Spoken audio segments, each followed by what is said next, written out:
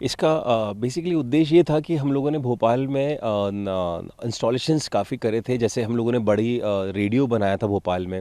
उसके बाद हम लोगों ने गिटार बनाया। फिर कोरोना कोरोना टाइम चला तो कोरोना वायरस बनाया, उसकी वैक्सीन बनाई, उसका इंजेक्शन बनाया जो पूरा बॉटल से बना था, सारा कबाड़ से बना था, जो best out of the waste. जो मोदी जी का एक है कि कचरे से कंचन, तो हम लोगों ने कबाड़ से कंचन का एक थॉट था। उसके बाद में फिर हम लोगों की प्लानिंग हुई कि कुछ भोपाल के लिए कुछ एक अलग से इंस्टॉलेशन करें, म्यूज़िकल करें।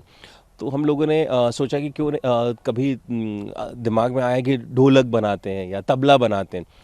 फिर एकदम से सोचा कि क्यों नहीं ट्रेडिशन पे जाएं, जहाँ पे आने वाली जनरेशन को, आने वाली फ्यूचर को वीणा के बारे में पता चले कि अगर धीरे धीरे विलुप्त होती जा रही है, बट बहुत कम लोग जानते हैं। सो हम लोगों ने इंडियन ट्रेडिशन को लेके इसको माइथोलॉजिकल से जोड़ते हुए हम लोगों ने एक रुद्र वीणा बनाई, जो भोपाल में अपने आप में एक इंस्टॉलेशंस बड़ा है, और ये पूरी कबाड़ से बनी है। और सबसे सबसे टफ इसको बनाने में हम लोगों ने आइडियाज़ आया तो 6 महीने लग गए थे। जो 4 महीने हम लोगों ने न सिर्फ प्लानिंग करी, डिज़ाइनिंग पे पार्ट पे काम हुआ, और फिर उसके बाद में डिज़ाइनिंग होने के बाद में फिर 2 महीने हम लोगों ने इसको एग्जीक्यूशन में टाइम दिया।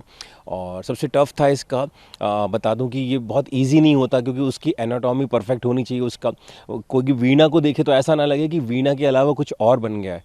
सो हम लोगों ने ट्राई किया कि उतना ही परफेक्शन आए उस वीणा में, और उसका जो कबाड़ लेना था, क्योंकि कुछ भी हम लोगों को बाज़ार से लेना ख़रीदना नहीं था।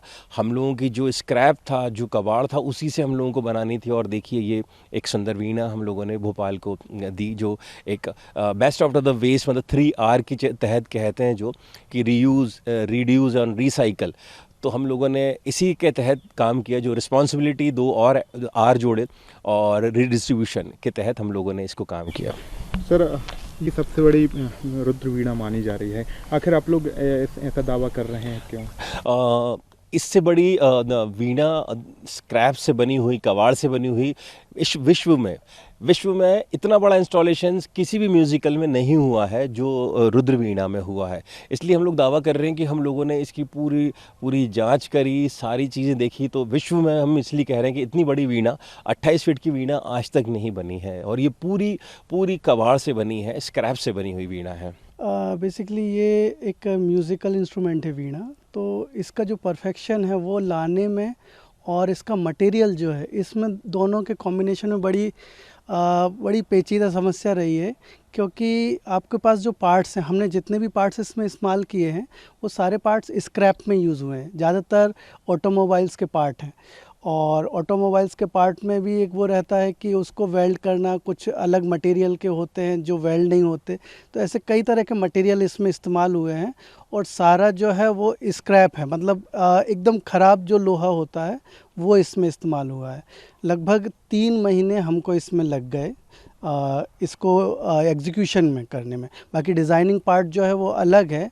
इसके अलावा एक एक पार्ट को ढूंढना, फिर उस पार्ट्स की क्वांटिटी उतनी होना। जैसे कि कई बार ऐसा होता है कि एक जैसे 25 पीस लगने हैं, तो अगर दुकान से ख़रीदना होते हैं तो हम 25 के 50 भी ख़रीद लें, 25 के 50 भी ख़रीद लें। लेकिन जब बात स्क्रैप की होती है, जो मटेरियल हमारे पास निर्धारित क्वांटिटी में है कि इससे ज़्यादा अवेलेबल नहीं हो सकता, तब बड़ा एक चैलेंज होता है कि हमें 10 पीस चाहिए लेकिन हमारे पास 5 अवेलेबल हैं। तो फिर उसको मैनेज करना बड़ा टास्क होता है। फिर एक एक हिस्से को साफ़ करना, साफ़ करके उसको वेल्डिंग लायक बनाना, प्लस इतना बड़ा इंस्टॉलेशन है, लगभग इसका वज़न 5 टन है। तो 5 टन के स्कल्पचर को स्ट्रेंथ देने के लिए भी अंदर बहुत हैवी स्ट्रक्चर की ज़रूरत होती है। हैवी स्ट्रक्चर में भी हम लोगों ने इसमें कोई फ्रेश मटेरियल इस्तेमाल नहीं किया है। हैवी स्ट्रक्चर में हम लोगों को जो हैवी स्क्रैप मिला, लाइक गर्डर्स हुए, हैवी पाइप्स हुए, ट्रसेस हुई, उनसे हमने इसका अंदरूनी हैवी स्ट्रक्चर तैयार किया है।